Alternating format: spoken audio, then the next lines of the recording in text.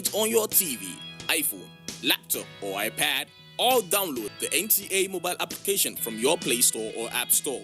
NTA, you can beat the rich.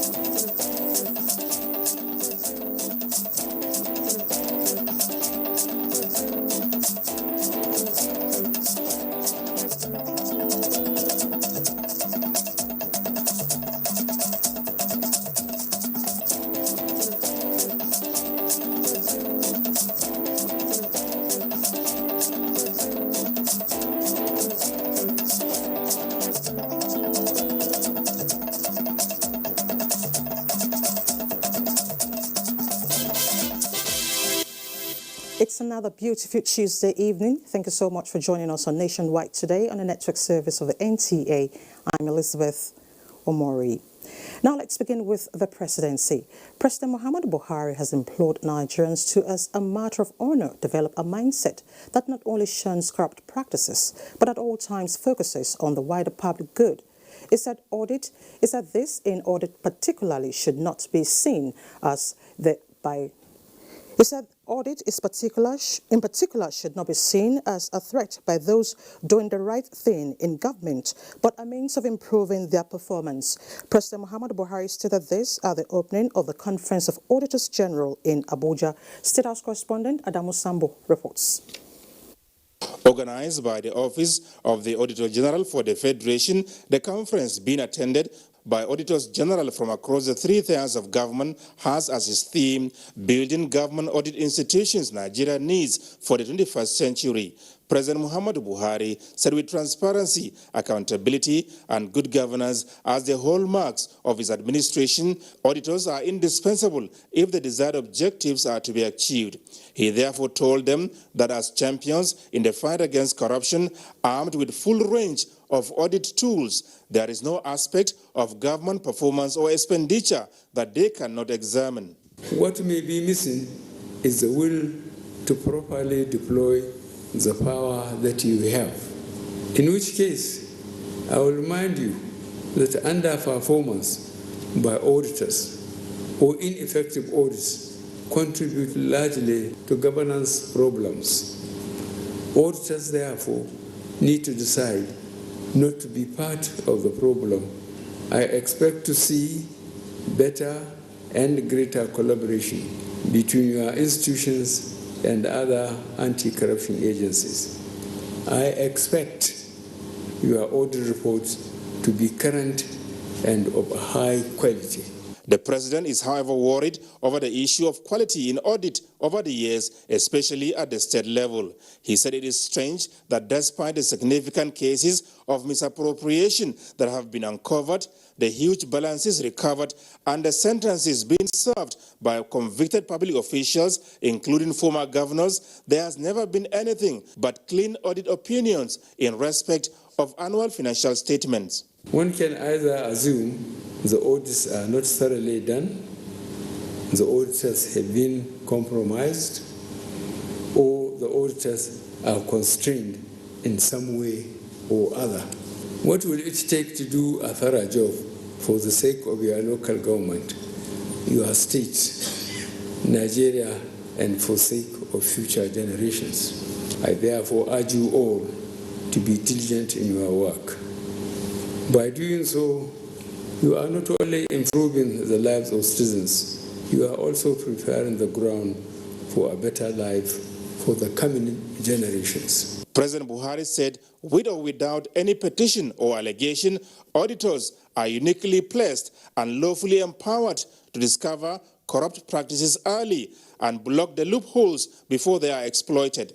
The Auditor General for the Federation, Mr. Anthony Ayine, had earlier identified the absence of an audit act as a major impediment to to effective and efficient auditing processes in Nigeria and called for the enactment of audit laws towards strengthening the audit institutions for better performance. We understand fully the challenge that corruption presents to this country, how much damage has been done, and the urgency with which Nigeria needs to change. As Auditors General, we are fully committed to doing our part as audit institutions.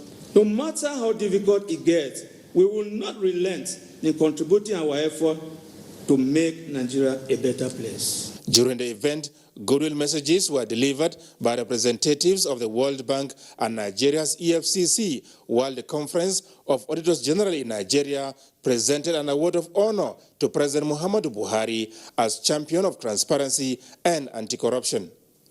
In Abuja, Adamu Sambu, NTA News.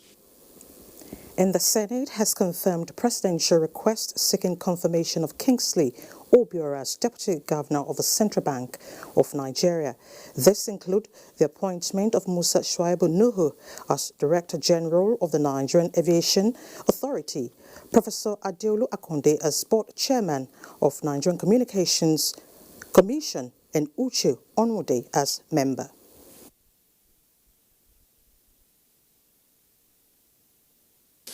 In accordance with the provisions of Section 8, subsection 1 and 2 of the Central Bank of Nigeria, CBN Establishment, etc., Act 2007, I have the pleasure to present Dr. Kingsley Isitua Obiora for confirmation as Deputy Governor of the Central Bank of Nigeria. Find attached a copy of his curriculum vitae. In other news, the National Assembly Tuesday resumed after the Christmas and New Year break. Plenary was, however, suspended to Wednesday in honor of a deceased member.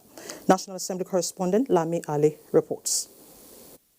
A solemn moment it was in both chambers of the National Assembly as they mourned their colleague, the late Adamu Fagengao, a House member from Jigawa State who died during the festive period. President of the Senate, Ahmed Lawan, says his death was a reminder that life is transient and called for prayers for the repose of his soul. Similarly, at the House of Representatives, House Speaker Femi Gbajabiamila described the late Fagengao as a gentleman committed to the good of the nation. Friend, brother and colleague, Honorable Adamu Muhammadu Fagengao, who died on 31st December 2019 when we were all away for our Christmas break. He has since been buried according to Muslim rites. A minute's silence was observed in his honor, after which sitting was adjourned to Wednesday. In the meantime, House spokesman Benjamin Kalu briefed the press on priorities of the House in 2020, which include constitutional amendments, passage of Electoral Act and the Petroleum Industry Bill, as well as issues on security. From the National Assembly, Lami Ali, NTA News. To other matters now, the federal government has described as unfortunate Transparency International's rating of Nigeria's anti-corruption crusade in a negative standing. Information and Culture Minister Lai Mohammed stated this during his media engagement in UK. Anthony Forson reports. Transparency International's pecking order of 2019 indicate that Nigeria fell by 26 points according to the Global Anti-Corruption Watchdog latest index. This Information and Culture Minister Lai Mohammed says it appears Transparency International is deliberately weaponizing Nigeria's anti-corruption crusade. If they are not very happy for whatever reason with a particular country, their rating will not favor that country.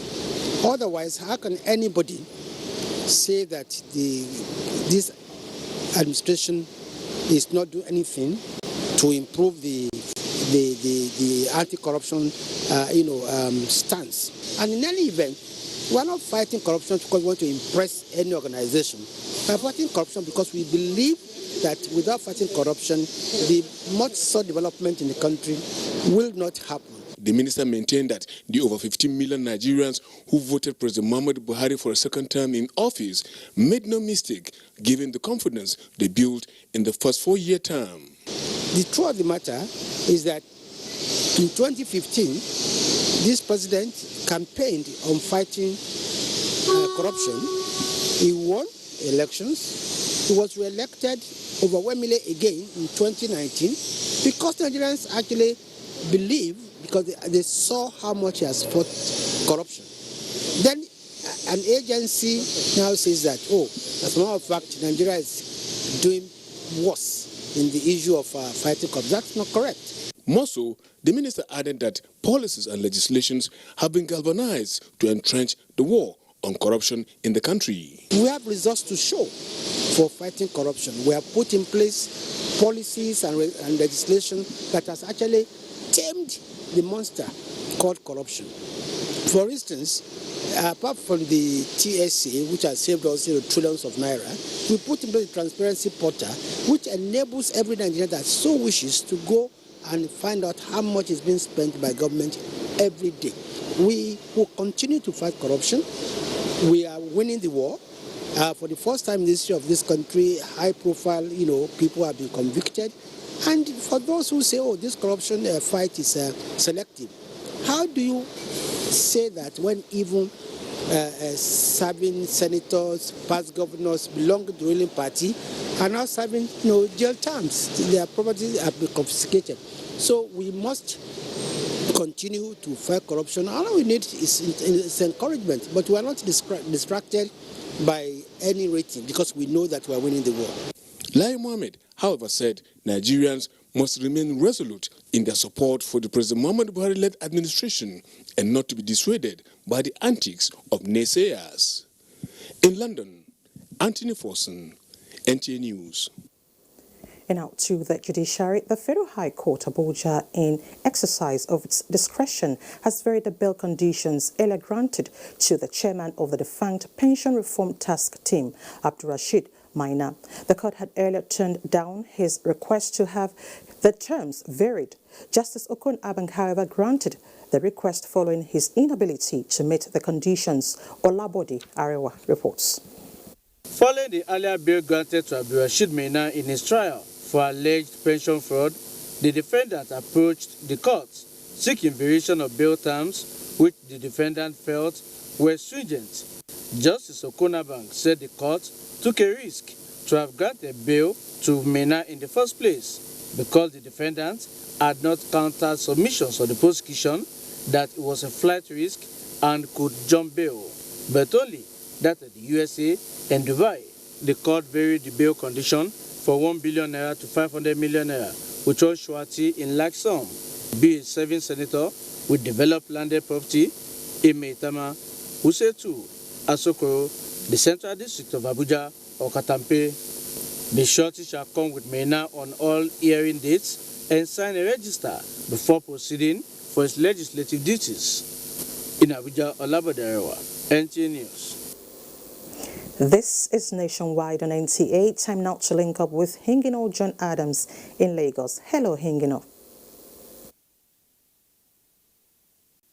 Hello, Elizabeth, and thank you for joining us in Lagos. Since the outbreak of coronavirus in China, there is a growing apprehension in Nigeria that the Ebola episode of 2014 may repeat itself. The federal government, already aware of the dynamic of such deadly disease, has not only put in place detection mechanism at the nation's airports, but heightened medical and health surveillance to timely arrest any ugly incident. Michael Olale interacted with some passengers at the Murtala Mohammed International Airport in Lagos on these measures. I've not heard over the news there is one incident in Nigeria, so it makes me feel better. Although Nigeria is among the countries that have not reported any case of coronavirus, but the Ebola experience of 2014 is still fresh in her memory. Like the case of once beaten, twice shy, the country is sticking with its winning formula. These thermal scanners and infrared at the Murtala Mohammed International Airport were installed in 2014 during the dark days of the Ebola virus. Now they are still in use and upgraded to automatically monitor the temperature of incoming passengers, as high fever is one of the symptoms of coronavirus. I think the scanners are enough, but also emphasis should be based on countries where we know there are cases of those infections. So passengers from those countries should have extra scrutiny. When you're looking at the exposure and where people are coming and how busy this place is, I think more practical measures should be taken and put in place as well to check in those more especially coming in. Nigeria is not envisaging an outbreak, but like an airport of this nature, which recorded more than 96,000 aircraft and 7.3 million passengers in 2019, it is better to be prepared than regret. In Lagos, Michael Olale, NT News. Talking security now. Undercover officers of the Nigeria Security and Civil Defense Corps have arrested 8 suspects operating cyber cafes and tutorial centers for selling the Joint Admission and Matriculation Board forms above the stipulated official price of 4,700 naira. Dotun Oguyemi reports that the suspects were arrested across different parts of Lagos State. Since registration for the 2020 Joint Admission and Matriculation Board began on the 13th of January, the race by prospective undergraduates has been to meet up with the February 17 deadline. And for this reason, some unsuspecting candidates across the nation have been defrauded by this desperation just by walking into cyber cafes. The tough job by security agencies has been how to crack down on perpetrators, and the NSCDC has relied on intelligence and investigation rather than luck to achieve success in this regard. We do ICANN, we do JUPEP, we do WAEC. If WAEC and everybody... Ajetumobi Olufemi is having some difficulty putting his emotions in check as he expresses frustration at being arrested after running his tutorial center in Agboju for more than 4 years. We are charging our students sisters, and the sisters contain both the lesson fee and logistics, but they are saying to us that we are actually wrong. The Lagos command of the NSCDC has vowed to continue its clampdown. Defaulters stand a chance to lose their license. Defaulters should prepare to go to jail or face the consequences. Victor Faith is the only lady among the 8 arrested. She also says their actions are not illegal, as candidates do not complain when asked to pay. JAMB, however, says no student is permitted to pay above 4,700. In Lagos, Dotun Oguyemi, NTA News.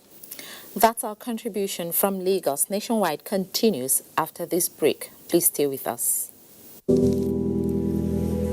This year, the weather conditions Harmattan in Nigeria is harsh, with temperature dropping very low in some parts of the country. Many underprivileged children are exposed to these harsh weather conditions, putting them at risk to all sorts of respiratory infections with devastating consequences. We request well-meaning Nigerians to kindly donate warm clothing, blankets, beverages, soap, moisturizers, and other essential items for the benefit of these children. Get involved to support displaced and underprivileged children exposed to these harsh weather conditions.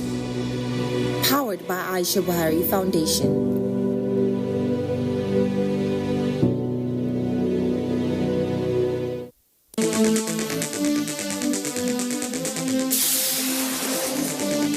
On NTA Tuesday Live this week, experts will review Nigeria's outing at the UK African Investment Summit in London and the World Economic Forum in Davos. Tuesday Live at 10:30 p.m. Gains, prospects, and challenges of the meetings. Don't miss it. My daddy is doing traveling work. I go and stay with my uncle. She told me to wash plates. I go and play football. From there, she beating me. She go and find one throwing rope, tighten my hands and my legs. Say I want to be a stubborn boy.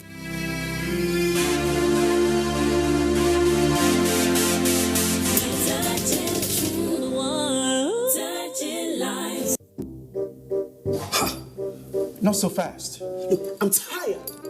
I want want to check out of this country for greener pastures. Just calm down for a moment. Please sit down. Do you have a job where you're going to? No, but someone is arranging, Listen, Alinko. Checking out of this country without proper planning means one thing. Unimaginable begin. You know, I've been in the diaspora, but legitimately doing great things at home and abroad. As I've been saying, without the proper footing abroad, the risk is not worth it. Listen, Alinko, it's better to be home than be trapped abroad, or even end up in prison.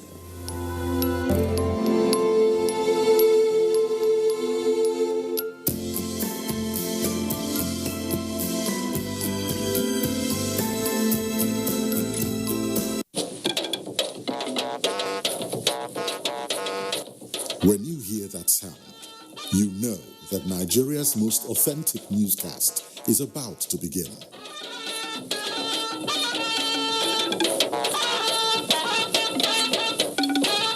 NTA Network News, breaking the news for over 40 years. You can follow us on all our social media platforms: Facebook at NTA Network News, Instagram at NTA Network, Twitter at NTA News Now, YouTube at NTA News Online. Or visit www.nta.ng. For live streaming, visit www.nta.ng/live. Now, you can stay updated on the go, be it on your TV, iPhone, laptop, or iPad, or download the NTA mobile.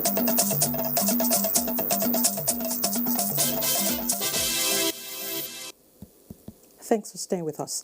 Now let's shift our attention to health. The Minister of Health has appealed to airport users to subject themselves to medical procedures at the nation's airports as part of measures to prevent the importation of transmissible diseases through the nation's entry points. This is coming on the heels of refusals and hostility demonstrated by some citizens during a yellow fever vaccination status screening exercise at the Nnamdi Azikiwe International Airport, Abuja.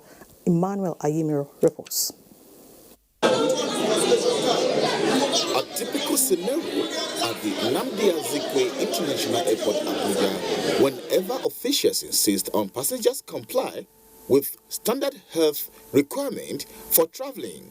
This has raised a lot of concern, particularly now that the world is grappling with coronavirus, forcing the adoption of preventive measures to curtail the spread of diseases. While many foreign passengers willfully subject themselves to the quarantine procedures, some Nigerians resist and questioned why they should be asked about yellow fever vaccination status. Everybody should know that it's for their own good and it's also for the good of the community. There's no harm in it. There's no bad intention. So therefore, the hostility towards healthcare workers is uncalled for. Some passengers, however, do understand the importance of the requirement and advised that more enlightenment needs to be done. Desensitization should not be just limited at the airport. And your country is more cautious about this, and they should be cautious about this because, to save the country from the other diseases come from. The consensus is that Nigerians needed to support and cooperate with authorities, just like it was demonstrated during the fight against Ebola a few years ago. Emmanuel Ayimiro, NTA News. Thank you, Emmanuel. And out to security, troops of Operation Lafia Dole have foiled Boko Haram attack on Auno in Borno State, killing several terrorists and recovered gun trucks. Defense correspondent Ismail Musa, who accompanied the Chief of Army Staff on an operational visit to the northeast, has details of the encounter. It is a bright, busy day at the 29th Task Force Brigade in Jakana, a village 50 kilometers away from Maiduguri, the Borno State capital. Troops in the general area situated along the Maiduguri-Damaturu road are keeping an eagle eye on the route that has recently witnessed increased terrorist activities. Just as the Chief of Army Staff, Lieutenant General Tuku Buratai, on operational visit arrived the camp, the sun preparing to set, troops commenced preparation to accord aggressive response to a distress intelligence report. Personnel and platforms were deployed towards Minok Axis and Lambawa Forest to counter invading Boko Haram terrorists.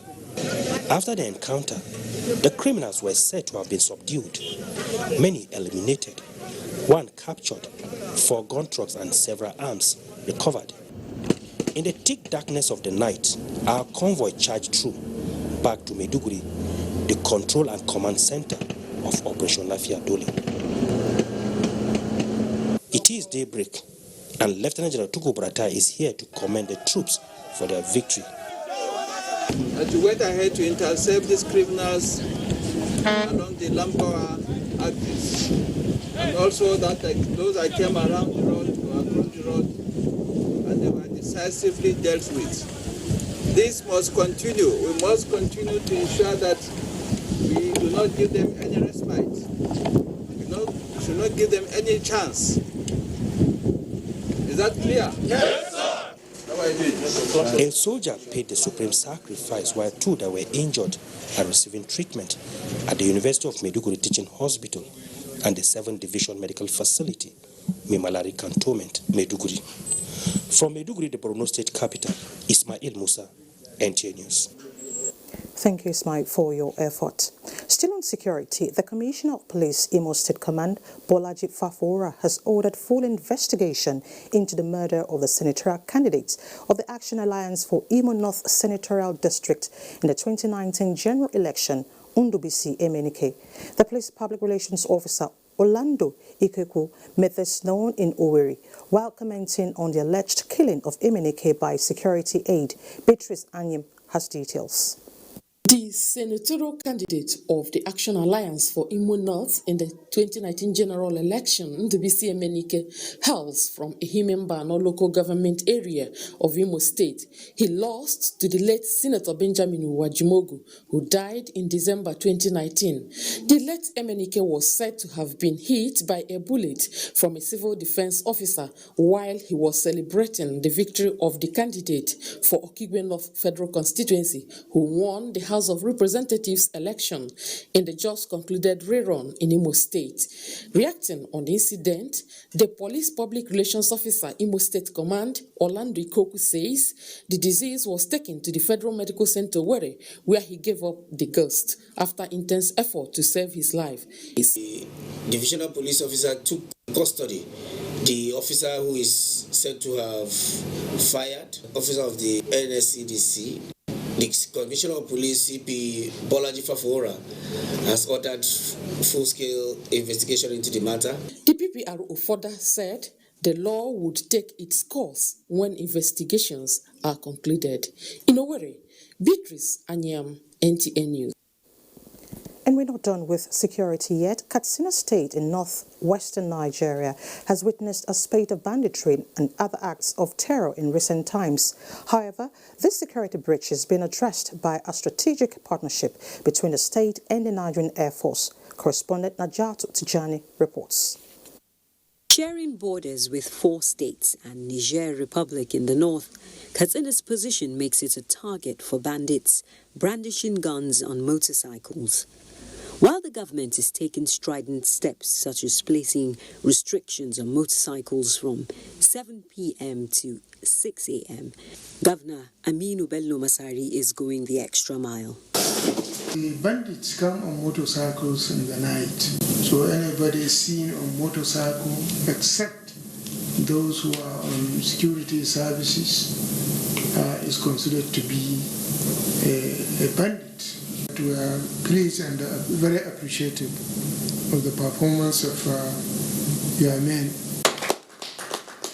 We are beginning to see that they are now operating with high caliber weapons.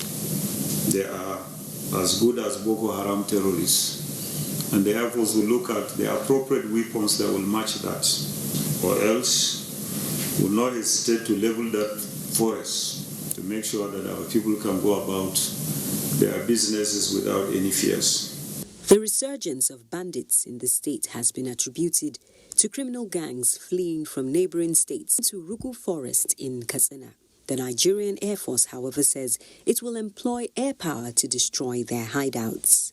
Naja'atu Tijani, NTA News. And Zulay is standing by in our studio in Kaduna for more reports on Nationwide. Hello, Zulay. Evening, Elizabeth, and welcome to Kaduna. Nigerian Customs Service says the support of Nigerians remains crucial to the success of the fight against importation of prohibited goods into the country. Federal Control of Customs Zone B Operations Command Serkin Kebi Muhammad Mustafa gave the hint while displaying seizures by the command. Muhammad Umarajingi reports. It's about 6 months since Nigeria closed its borders, but goods like these ones still get their ways into the country. The officers and men of the Nigerian Customs are also not relenting. These are trucks loaded with various contraband intercepted in Katsina State. What this car is conveying will surprise you. It was intercepted coming from the border into Nigeria. But the most alarming thing about the whole thing is that you can even look at the cylinders. They are kind of very old. Anything can happen with this. And as I'm speaking to you, these cylinders are laden with gas. In Sokoto State, it was another breakthrough by the customs towards curtailing smuggling of textile materials into the country. The seizure was made along Kangiwa Argungu Road in Kebbi State, and it was based on information. We have the truck was laden with about 640 bales. These bags of expired rice were also on their way into Nigeria. The Nigerian Customs Service says rice importation has reduced significantly, but calls on border communities to assist with relevant information in saving the lives of Nigerians. In Kaduna, I am Muhammad Umarajingi, NTA News. More than 1,000 youths drawn from Kano, Kaduna, and Kogi states have benefited from the federal government's training on modern agricultural value chain. The scheme on the Agro-Processing and Livelihood Initiative is part of the present administration's commitment to boosting agricultural production. Muhammad Rabiu Ali reports. Participants from 3 states have undergone training in the week-long program in modern poultry, farming, aquaculture, rice and wheat production. The 1,400 youth are expected to replicate the new modern techniques in agricultural production to generate employment and income in their various communities. The initiative is a shift from subsistence to mechanized agriculture.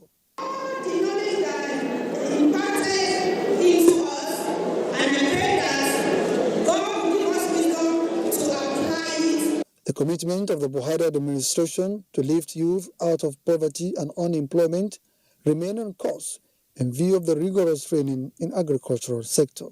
Let me also assure you that the project is up and going to ensure that after the training you are properly guided to ensure that the resources to be given to you are properly maximized and loss also will be ensured to be minimized as well. The beneficiaries will receive startup grants to enable them commence agricultural production in earnest. Muhammad Rabiu Ali, NTA News.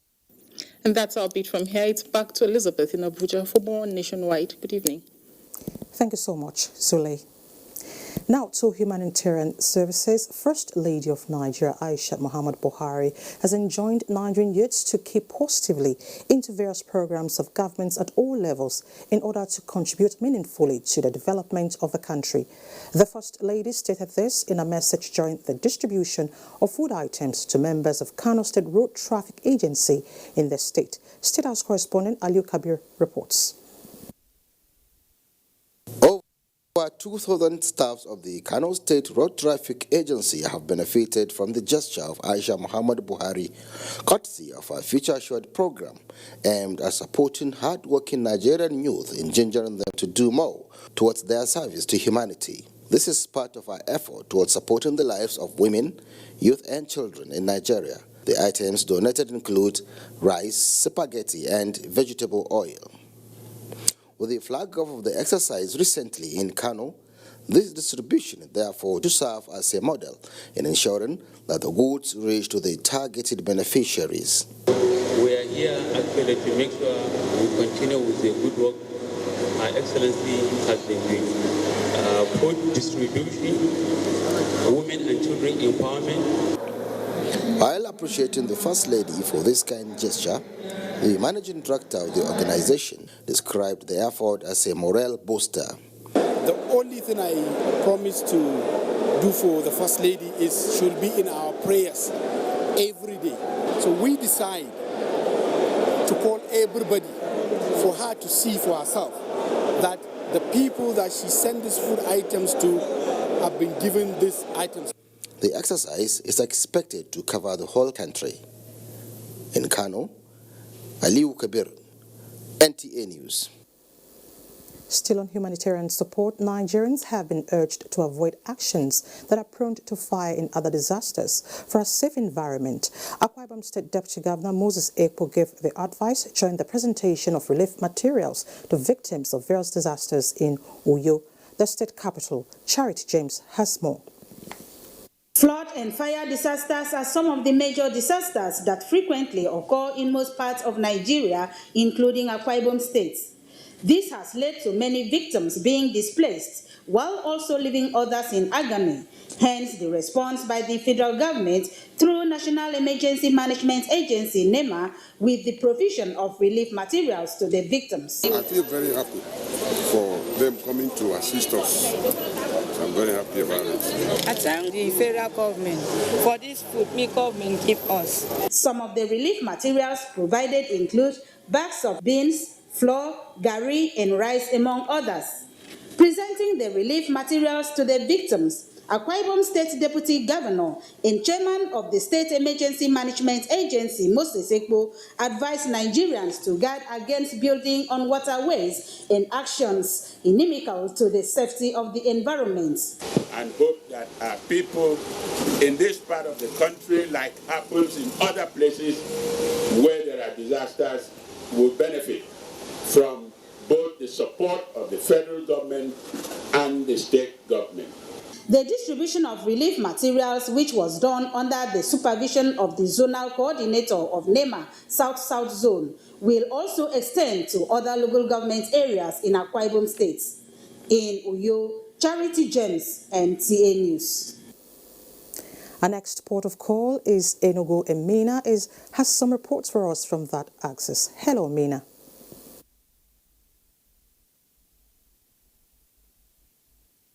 Thank you, Elizabeth. Good evening and welcome to Enugu. State government's intervention in the infrastructure needs of the judiciary in the state is one way of promoting efficiency in the justice sector.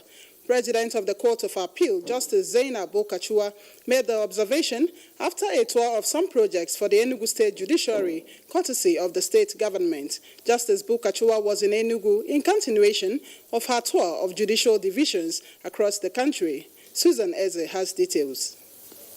Ahead of her retirement in a few months' time, the Appeal Court President, Honorable Justice Zainab Okachua, was in Enugu principally for two assignments: to bid farewell to colleagues still in service and to hold a valedictory court session in honor of a colleague who has bowed out of service before her, retired Justice Chinwe Izoba.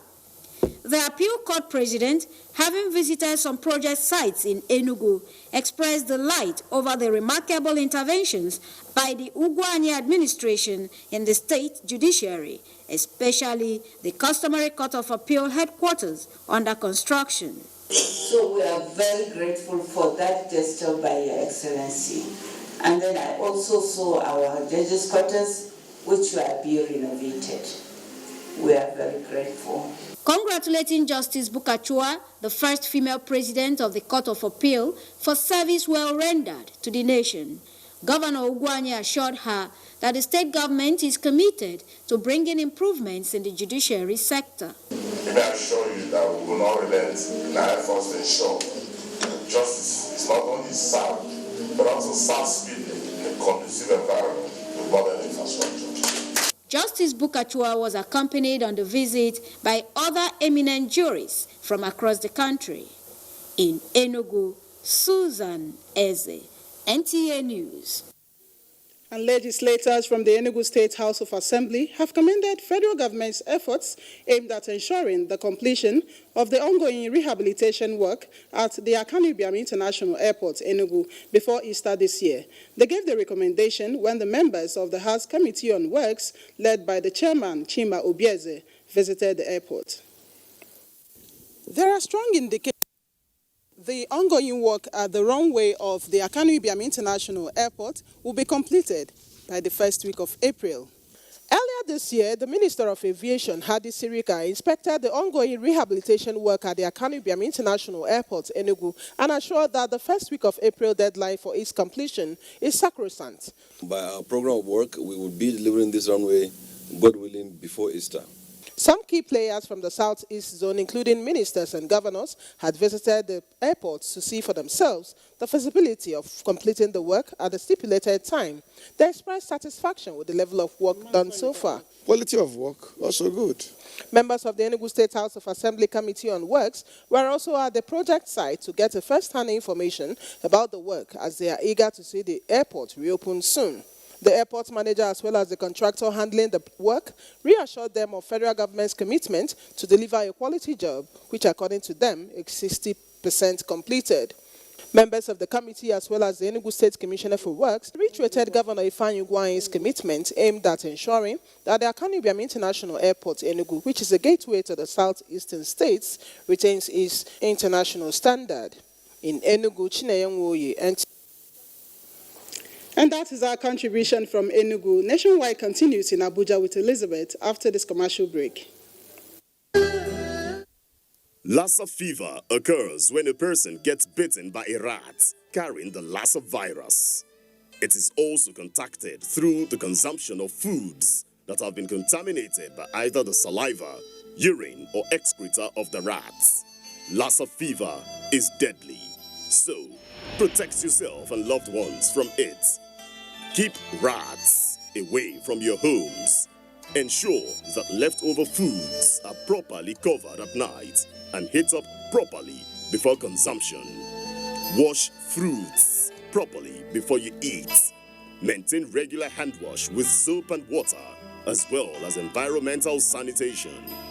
Report all feverish conditions and bleeding from the nose or mouth to the health facility nearest to you, and don't indulge in self-medication. This message is from the Nigerian Television Authority, the NTA.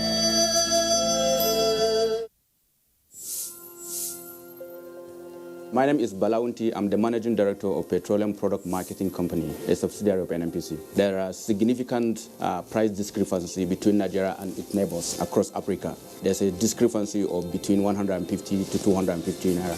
That creates an incentive for arbitrage, whereby smuggling triumphed by taking petroleum products across the neighbors so that they can be sold at higher price. While the smugglers are making the money, Nigeria is paying for it. And that payment is distorting everything that we do in terms of planning, in terms of our ability to fund, and thereby taking money that is meant for development.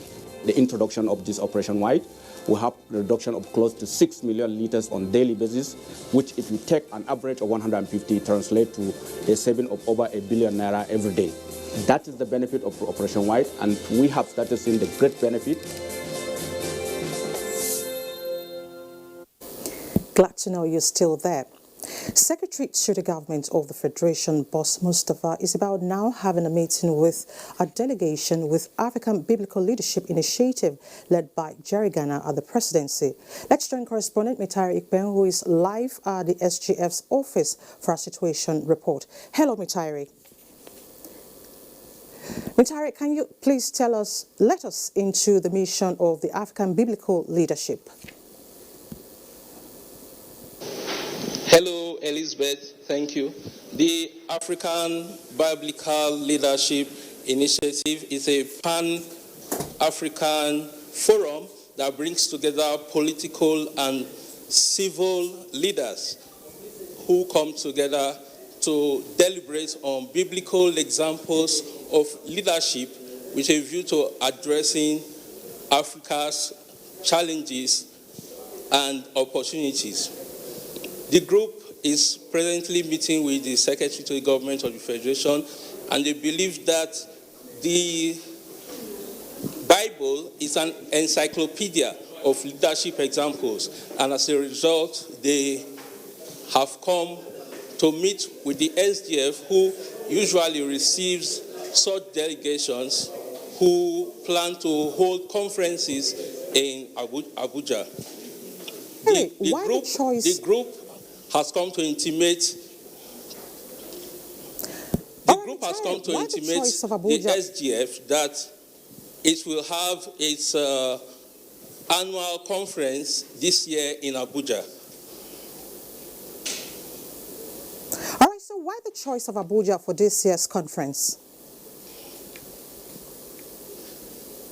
Yeah, the choice of Abuja for this year's conference is because the group usually rotates its activities. Hello? I can hear you. Hello? Thank you so much. You have the Secretary to the Government of the Federation right here. All right, Mitari, thank you so much for your time. Thank you very much. Moving on, Minister of Humanitarian Affairs, Disaster Management and Social Development, Hajia Sadia Umar Farouk, has assured internally displaced persons taking refuge in Bauchi State of the federal government's renewed commitment towards their welfare. Abbas Meikano reports that the minister was in Bauchi and visited some of the IDP camps. That said, she is in Bauchi to present relief materials from the federal government to internally displaced persons taking refuge in the state.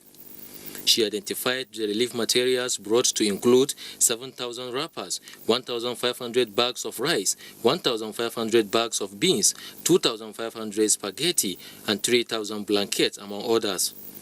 The minister also identified the establishment of Northeast Development Commission as one of the interventions put in place by the federal government toward alleviating the suffering of the internally displaced persons. We're going to support them to rebuild their lives and their homes. This is what NEDC, the Northeast Development Commission, is all about. Sadia Umar Farouk commended Bauchi State government for assisting internally displaced persons despite limited resources at its disposal and called on other states in the country to emulate. Bauchi State Governor Senator Bala Muhammad called on federal government to find long-term solution to challenges confronting internally displaced persons in the state.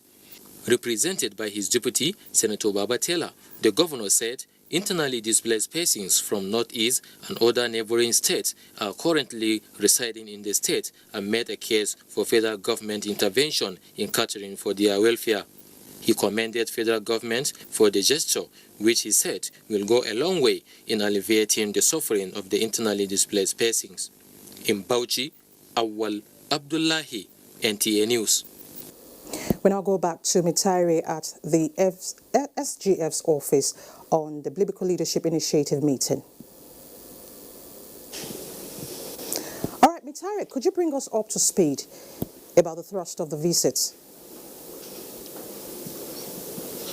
Yeah, the meeting, like I said earlier, is to intimate the federal government that the African Biblical Leadership Initiative intends to have its annual conference here in Abuja this year. And good enough, the meeting has just ended, and we have the leader of the delegation, former Minister of Information, Professor Jerry Garner, who will also throw more light on the meeting. Okay.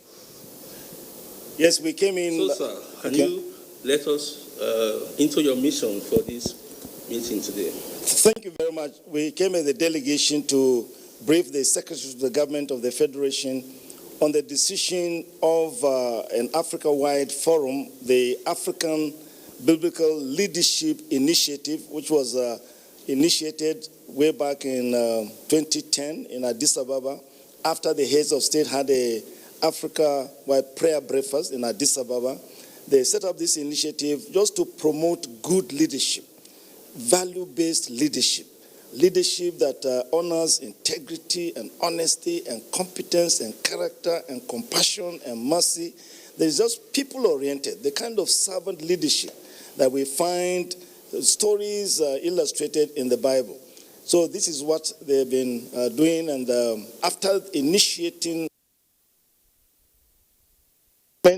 They've been moving the conference around the nations of Africa. So they've been in Kampala, Uganda, Accra in Ghana. They've been in other parts in Swaziland. They've been in Malawi.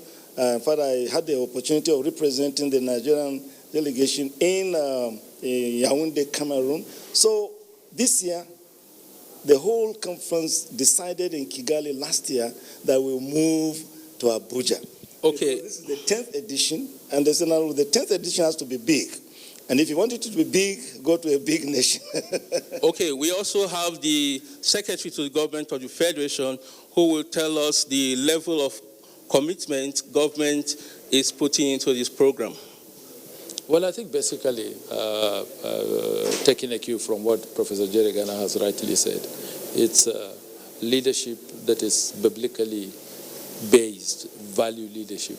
And that's what we intend to promote on the continent of Africa, because leadership is everything.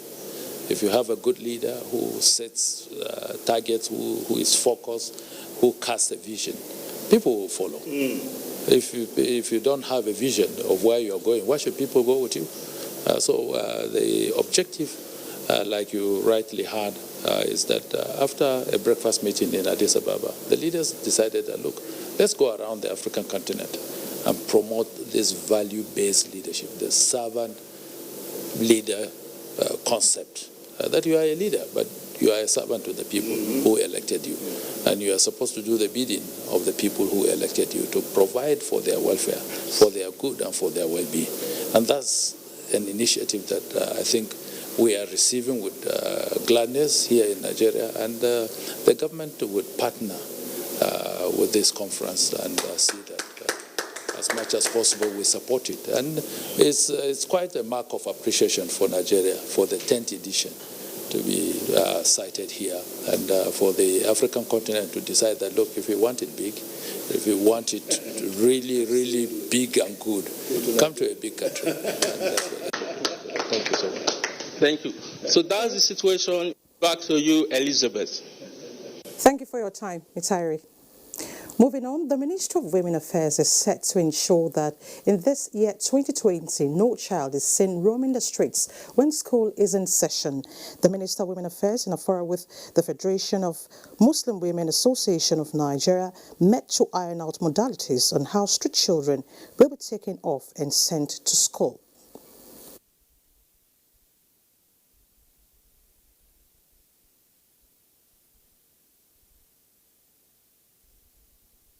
If each one of us is the eye of government and we make sure that within our neighborhoods we checkmate our children being on the streets to beg, we must do everything as mothers to see that mothers send their children to school. Someone, as you wish to know, envisions a world where women are totally empowered to be role models in making positive impact on the society. The minister promised to focus more on girl-child education to ensure that street begging is eradicated and women are prepared for leadership roles. Time now to join Musa Abubakar in Sokoto for more reports on Nationwide. Hello, Musa. And welcome to Sokoto. Sokoto State Government has reiterated its resolve to continue executing projects that have direct bearing on the people of the state. This came to the fore at a meeting between the state deputy governor and local government sole administrators. Mohammed Nasser reports. Local government councils, being the government closer to the grassroots, are expected to work assiduously towards improving the well-being of the common man. Federal and state governments often task the leadership of the local councils to ensure provision of social amenities to their people. This is the monthly review meeting between the Sokoto State Deputy Governor, who is also the overseer of the Ministry for Local Government Affairs, and the sole administrators of the 23 local government areas of Sokoto State. The meeting deliberated on issues that have to do with development of the entire state. The issue of first, the issue of revenue allocation allocated to all the 23 local government of the state, and also discuss various issues. First, on the security issue that we have challenge in our states and the various local governments, and also to discuss the developmental issue of our people. The Deputy Governor called on the Council's sole administrators to contribute towards ensuring success of the deliberations. In Sokoto, Muhammad Nasir, NTA News. The 119 Composite Group Nigeria Air Force, Sokoto, has been challenged to be humble with its host community to avoid the recurrence of a fracas that happened months ago. Sultan Mohammed Saad Abubakar stated this when he received the newly posted commander, Group Captain Garba Abubakar Bello, who paid him a courtesy visit at the palace. Sheikh Mohammed Dati has details. The unfortunate incident that happened between some youths of Mabera and officers of the Air Force, which led to the death of a mother and led some injured, still lingers on the minds of their family members. This perhaps necessitated the call by the spiritual leader on the need for new leadership of the command to be extremely careful in dealing with their host communities. Sultan Muhammad Saad Abubakar, while welcoming the new commander, emphasized on the need for proactive measures to neutralize armed banditry and other criminal acts within Sokoto axis. We need to continuously caution our men, because when you are in operation, when this is an operational area, you have to be careful of how you deal with people. Group Captain Garba Abubakar Bello was at the palace to formally introduce himself to the Sultan and by extension strengthen existing relationship between the Sultanate and the Composite Group. Group Captain Bello assured of the command's commitment in the discharge of its constitutional responsibility. Measures have been put in place to further enhance our relationships with our host community. It's a normal tradition for national officers posted to Sokoto to pay homage and make formal introduction to the Sultan. In Sokoto, Show Muhammad Detti, NTA News. That's our contribution from Sokoto. Elizabeth, is back to you. Thank you, Musa. And next is Sports Update. Defending champion Novak Djokovic set up a semi-final showdown with rival Roger Federer at the Australian Open with a convincing 6-4, 6-3, 7-6 victory over Canadian